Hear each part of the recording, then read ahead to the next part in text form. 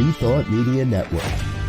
We are a global broadcast network of positive music, media, and entertainment, inspiring humanity's evolution along the journey of enlightenment and creating a world of love, peace, empowerment, and prosperity for all. New Thought Media Network. Positively inspiring.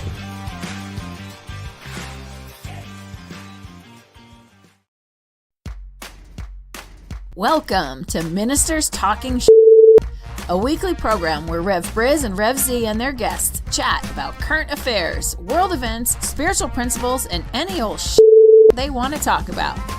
Based on the New Thought philosophy and ancient wisdoms, Ministers Talking shares a visionary perspective of the evolving spiral called spiritual living. Join us each week as we explore the emerging paradigm of life on planet Earth and beyond.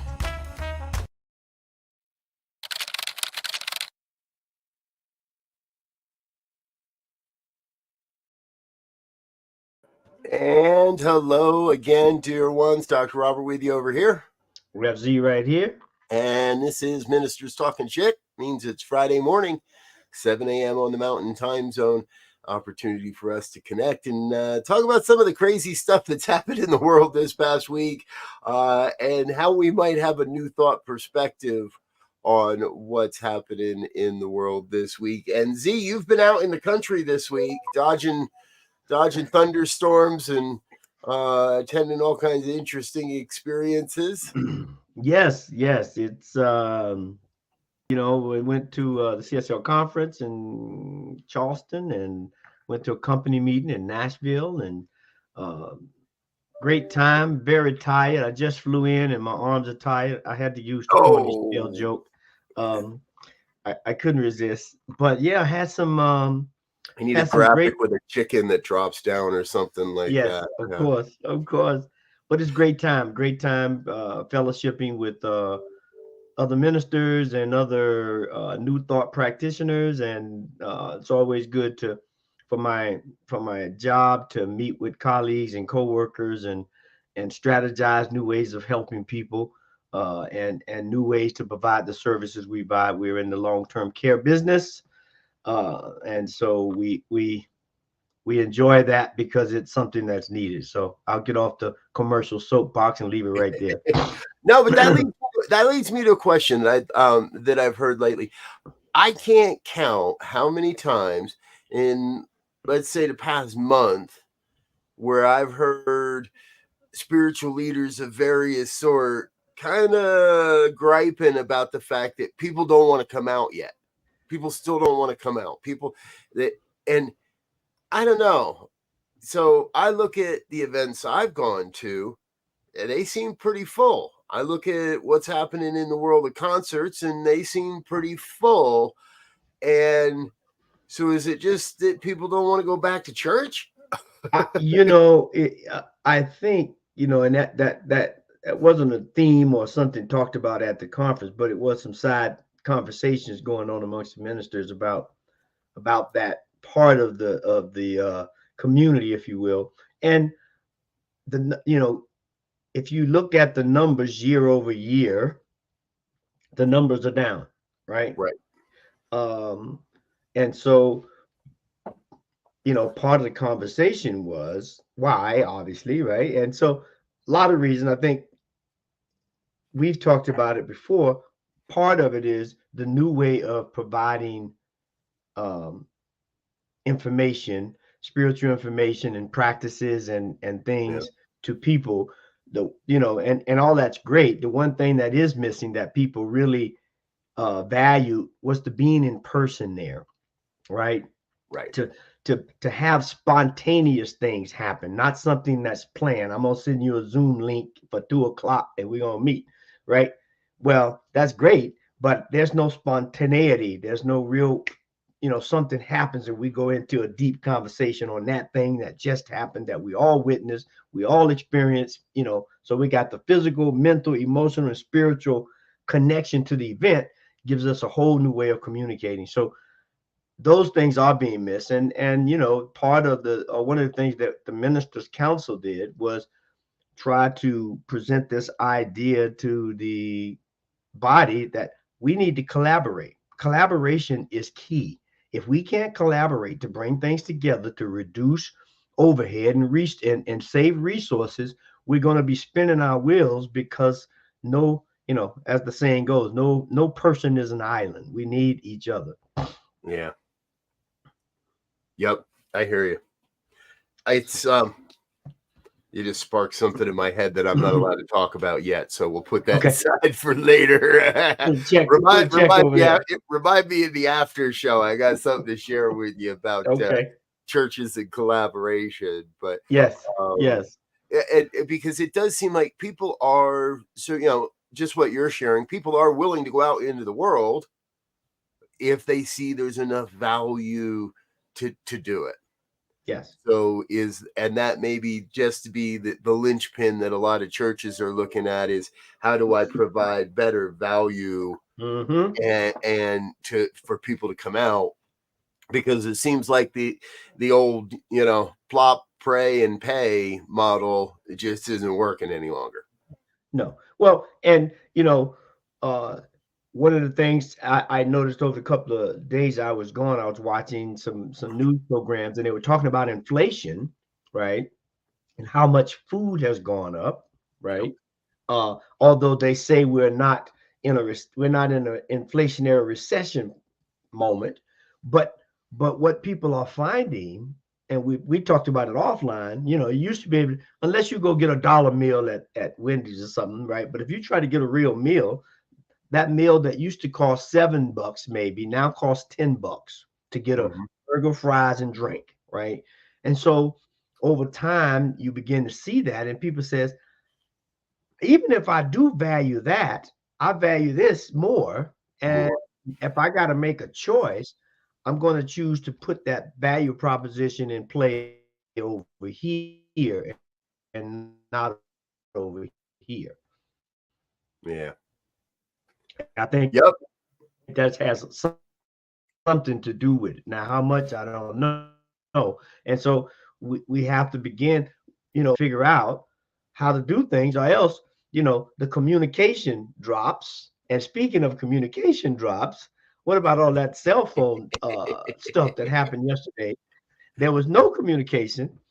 And there was no communication with the satellite on the moon. I mean, this communication thing. Yeah. Well, they said originally there we go. That's what happened. T-Mobile and Verizon. That must be what happened. The lunar lander got in the way of the satellite signal, and the next thing we know, AT&T's offline for the day. There's a conspiracy theory. They had communication problems. There's a conspiracy theory here somewhere. The interesting thing, they've now said you were updating me. Said you were updating that they said it was software malfunction or something. Wasn't cyber or something? Yes. For those that are like, what are they talking about? AT&T, the cell phone company, had problems, had outages yesterday. I was not affected, so I didn't really pay that much attention to it, to be straight up.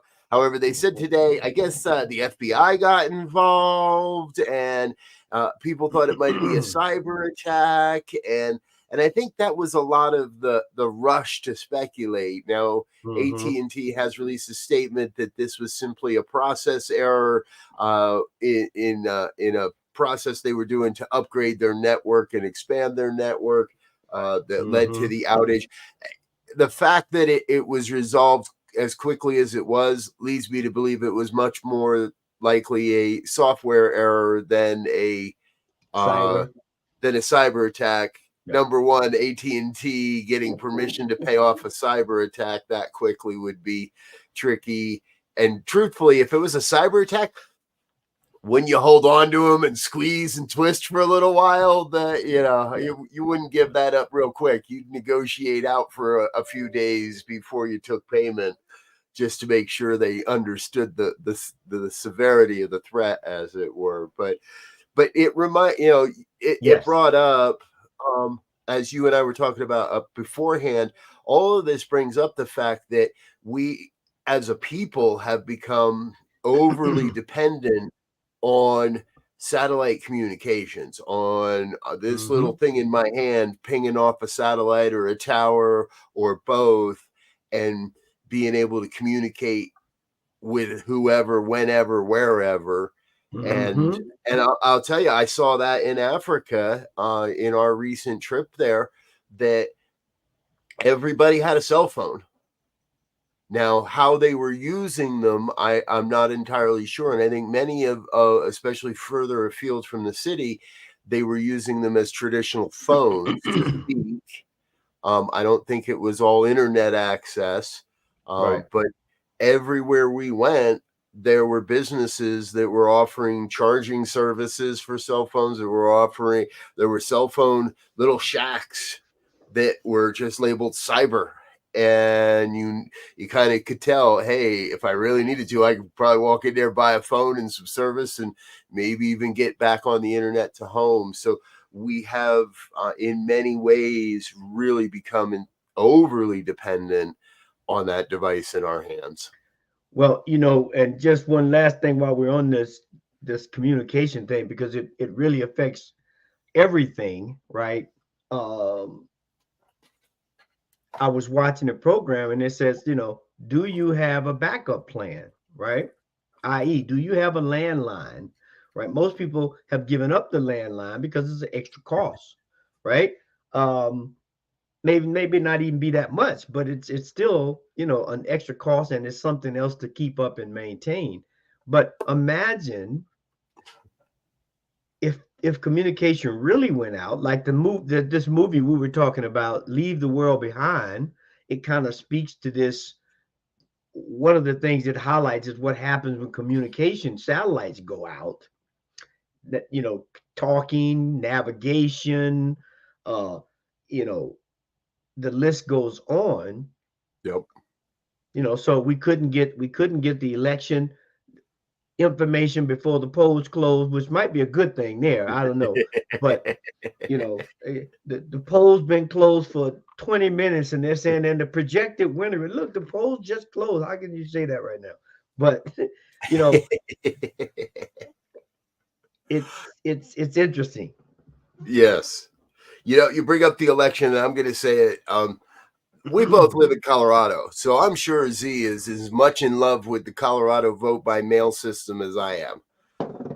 I'll tell you, Colorado, we've got it figured out. I get a text message that says your ballot is on the way. Watch out for it. I get a message from the Postal Service that says your ballot's going to be delivered today. Watch for it. My ballot shows up. I open it up. I do what I need to do and sign it, put it in the envelope, take it and drop it off. I drop it off. I get a text message that says, we got your ballot.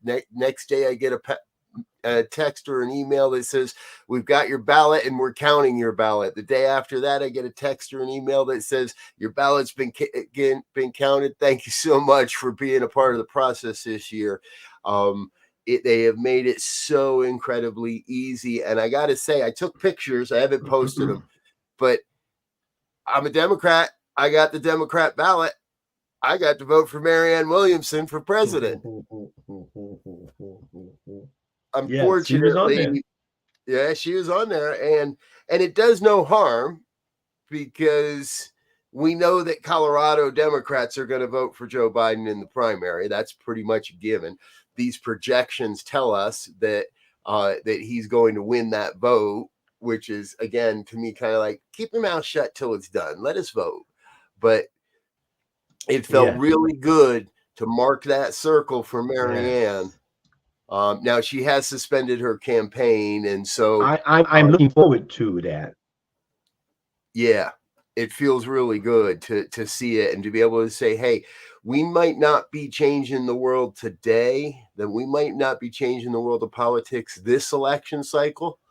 But I got an 18-year-old who had a chance to vote in this primary as well. And that kid's going to continue to vote over years. And I think we're going to continue to see better candidates such as Marianne in coming years, where these ballots aren't just, in many ways, this was a waste. There's not a lot of hoo-hoo and voting for the primary sometimes when it's obvious and to me, the Democratic Party doesn't want to hear anything other than our guy Joe.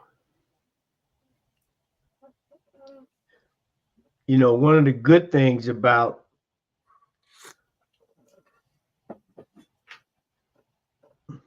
and the internet has been a little spotty here this morning. I don't know if we still have some communication issues going on in the airways, but one of the good things about seeing candidates and having the young people see them and hopefully begin to vet different people is that when we get people that are locked into the political structures that have always been there, the daddy's been there, the granddad's been there, whatever, the ideas outside the bounds, right? The new creative ways of solving problems and moving the country and the world forward don't happen. They kick the same old football around and around in one little circle, and nothing seems to really change that much because it's just a little bit of to and fro. We need someone to come in and, as they say, shake up the apple cart. Yes. Yes, we do. And I think you might be on AT&T, Z, today. We do have a little bit of lag happening here. So yes, I am on AT&T. They seem to still be updating their network processes. So, but we talked about this just briefly before the episode started, but you bring it back to that, in that I believe there ought to be term limits in a lot more places than there are, simply for that fact. When you've got someone that is obviously glitching out, leading in the Senate or in the House, it's just too old. It's just to the point. I personally think both of our presidential candidates are too old to be serving in the office any longer. And they say, well, it takes that long to build up a coalition and da-da-da-da-da. Well, it shouldn't. If people are 35, Constitution says you got to be 35. Both these guys are twice that age or more. And they're just, I don't see how they could see with the eyes of innovation or to look forward towards a vision of something. They're so old. They're so stuck in their ways. And if that's multi-generational, damn, man, that, right? So we got to be able to turn positions over more quickly. And that leads me to John Oliver this week. So for those that know, I love Last Week Tonight with John Oliver. That alone is almost enough reason to pay for HBO. I don't, because they're too expensive. But HBO did this thing where you used to be able to see John Oliver on Monday morning, and I started my week with him. Now they pushed it back, and they don't show the episode on YouTube until Thursday morning, which is kind of like, I don't know if I'm going to enjoy this or not. But point being, on Sunday night this past week, John Oliver made a really unique offer to Supreme Court Justice Clarence Thomas. Now, the main story of his episode did focus on the court and on Clarence Thomas specifically. He laid out to us a case where it seems pretty obvious Clarence doesn't think that Supreme Court justices make enough money. It seems pretty clear that he enjoys his motor coach, and that you don't dare call it an RV, because it's not an RV, it's a motor coach. And so at the end of his episode, John offered Clarence Thomas $1 million a year for life and a brand new provost motor coach if he'll walk away from the Supreme Court. Got a contract ready and everything, got the lawyers. He even said, my lawyers tell me it's a shame that this is legal, that we could do this.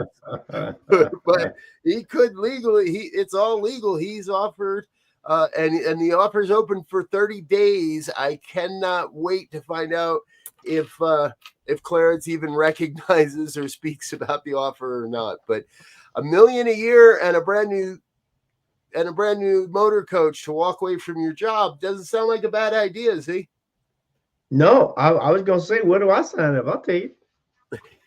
I'm not in the Supreme Court, but I'll take half that deal. I'll take 500,000 and an RV. Yeah.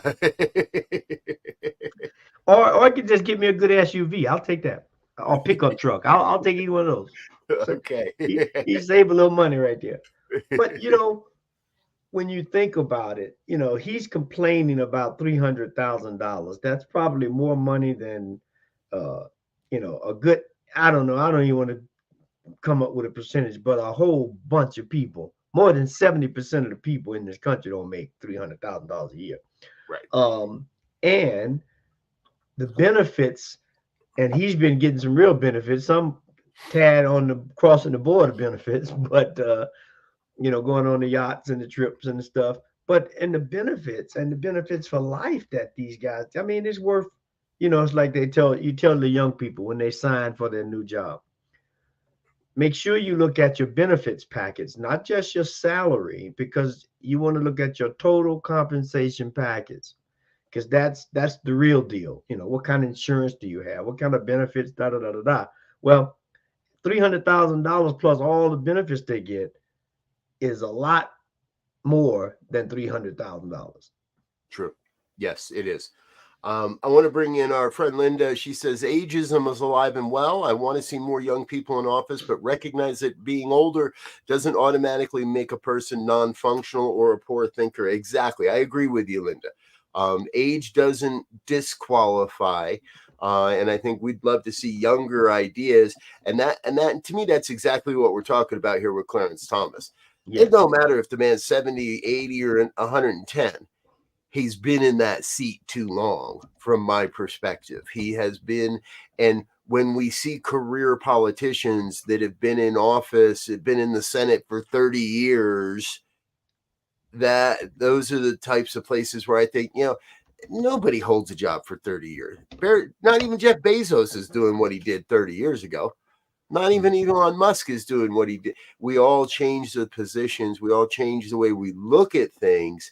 And it would appear from my perspective that Clarence Thomas specifically has gotten a bit too complacent in his position and is more interested in the vacations and where people are taking him next than really adjudicating the law of this land.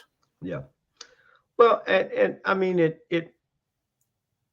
speaks to the current structure of society, right? I think anyway, in that, you mentioned the word complacency. People get in positions, jobs, whatever, that's serving their needs, and they've done it for a while. So now it's like muscle memory. So it's easy to do per se.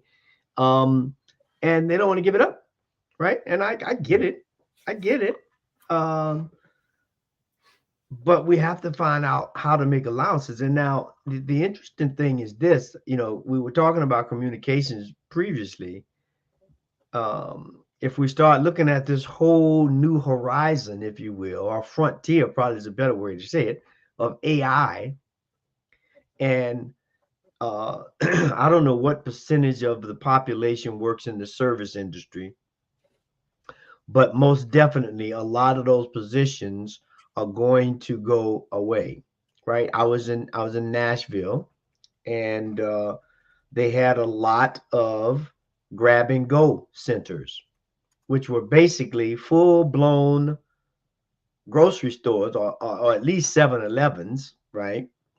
Yep. That you could use your credit card to get entrance to the building, so they know who's coming in. And you grab whatever you want, and you hit your card again to come out, and they, scan, boom, boom, you're gone. Now, that's a job currently that several people hold at at different centers. Yeah. That's going to reduce, right? Yeah. Because as they get the security better, as they get the Well, I saw one recently for a pizza franchise that is a pizza franchise that is completely computer operated, robot operated. Like your car factory. Boom, yep, all inside a big box, and you hit boom, boom, boom, boom on the keypad, and it takes your credit card, and then you watch the robot make your pizza, and it slides your pizza into an oven, and the other end there's a different robot that picks up your pizza, puts it on a box, slices it up, and shoves it through a plexiglass wall to you sitting there waiting for it. Yeah. And yes, I agree. That type of innovation in some cases concerns me, because that's a few jobs. Yeah. Multiply that by the average staff in a pizza shop. Okay, average pizza shop has 4 to 5 people, right? Between a couple of cashiers, couple of people making the dough, So you multiply the number of pizza shop in one city, right? We're not even talking about the state. We're talking about one city.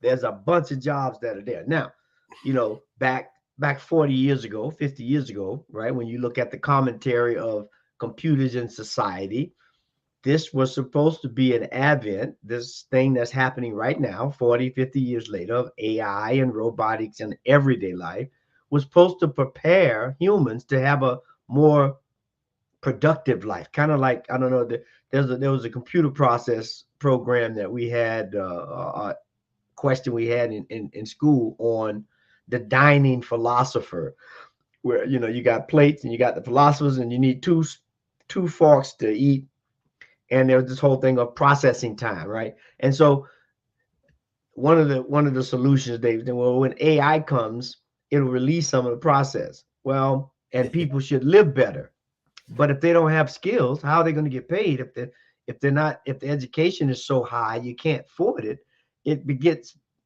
trade schools are coming back, but they're not fully back, and they still have a stigma that we placed on it. But they're entrepreneurs, right? And that's the whole spirit of the U.S., right? Entrepreneurial spirit. So we got a lot of work to do in that regard, I think. I'm with you there too, because we say that AI is going to make life easier, but we're not finding ways for people to actually have the currency that's going to be necessary to live a life of leisure. Yes. And most of us, and if you've been making $1 million a year for the past number of years, you might have enough to let AI take over your job and sit back and sign a report once a week that says the AI did my job. But other than that, I think we're a long way away from it all. And right now it seems like AI is still more of a toy. Now I know it's not, and I know there are real implications happening out there, and there are people that are doing some heavy duty lifting with AI. I just saw a piece on James Freeman YouTube, and he's a undercover kind of journalist and tries to get people, hidden camera stuff, and he's got an IRS agent on hidden camera saying that the government, the Justice Department, has an AI program that can look at anybody's bank account in the U.S. Right? I wouldn't doubt it. I'm not doubting it. It's interesting in this undercover Sting interview, this guy also brags that it's really hard to get fired from the government. And I'm sure everybody that's watched the video is going, yeah, you're going to like those words when your boss calls you in next. This video is only a couple days old at this point. So, he may be in his boss's office today trying to answer that question of why he shouldn't be fired from the government. But the world, the landscape is changing. And I think that's part of why New Thought is so important right now. Yes. It's been said for years. You've heard this ad nauseum, as I have, that we're the best kept secret in the world. And I actually have footage of a up and coming practitioner saying that at the Parliament last year. We're still the best kept secret, and those in leadership around New Thought know that we can't remain that way and actually affect change on the planet. And that was one of the statements that one of the speakers, I forget who it was, maybe it may have been Stacy, but you know, we don't want it to be a best kept secret. We want it to be worldwide and available to everyone, to have a new thought, a new way of looking, a new way of operating in the world. That the whole premise is to create a world that works for all. Yeah. Not just me. No. Not just my buddies and my little, everybody uses the word tribe these days, and I'm tired of it. But that's the point, is it's not about just doing this for my tribe. Yeah. We have to be bigger, and we have to be more in the world and affecting the world by being involved in these types of conversations, by being involved in all these conversations: politics, guns, economics, healthcare, everywhere we look, food services. You know, I looked it up. 80% of U.S. workers currently are identified as some sort of service worker. Yeah. Oh man. Yeah. Right? Now imagine that's going to that in I would say in 10 years, 15 years for sure, a lot of those jobs that are service jobs will be reduced significantly by computer, AI, technology, kind of thing. Yeah, exactly. And we have an opportunity, I believe, as New Thoughters, to influence the future conversations in all these areas. Yes. Yes. Yes. We have to, right? Yep. If we're going to create this world that works for all, but with the best kept secret, then we got a problem, right? Because yep. You know, everybody ain't thinking about a world for all. A lot of people are thinking about a world for me, i.e., themselves, you know? Yep. You know, and Linda makes a good point. We can't make AI go away. However, choose people. And I forget where I heard this recently, but, you know, for the longest time, I love the convenience of self-checkout. I'm going to be honest. Mm-hmm. I'm not the kind of guy that likes to stand around in line and look at the magazine covers in the supermarket. Yep. I'm not the kind of guy that likes to stand in line and then chit chat about nothingness and such. So I like the self checkouts. However, more and more, I'm starting to recognize, for me, it is a statement to say, okay, I'm going to stand in line today, because I value that there is a job here for you. And I value people more than I value my own comfort. Yeah. And you just caused this idea to pop into my head with that statement, in that additionally, when I choose to stand in the self-checkout line, right, I'm solely focused on me, right? Yep. And the only time I'm going to talk to somebody is if that machine ain't working right and I got to call the attendant. It didn't give me my discount, or it won't scan this thing. But again, it begins to put us in a bubble, right? Yeah. If I'm in the line, it may take me 5 minutes more for the person to get their stuff. But, you know, hey, how you doing? Oh, how's your day? You know, there's some frivolous conversation in a lot of ways that goes on.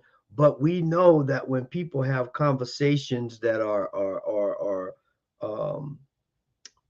stimulating in a positive way, it affects the body in a positive way, or vice versa, right? And so then we begin to say, okay, well, maybe I'll do half and half. I'll do some on the self-checkout if I'm rushing, but if I, you know, and I may get to know the cashier, I mean, I at my local King Safeway, I know the cashier. I know his kids. He knows not personally, but we've talked about them and what they're doing and how their jobs are going, and and so we Yep. have a tacit relationship that wouldn't have happened. Right. And you never know when that man's going to turn and ask you for advice on something important, something more important than just family, something big in the world, and it leads to a deeper conversation, and that leads to a deeper relationship.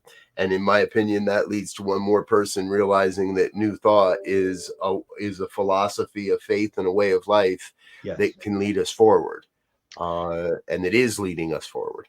And the key thing you said there is a way of life, right? I as a minister, I can't say I'm getting feel of the word faith, right?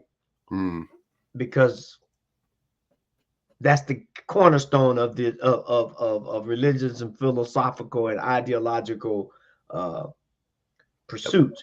But you can't have a way of life without having those things, right? Because they are encapsulated. I have faith that I have this way of life, it will be successful. I this ideology will give me good positions and whatever, right?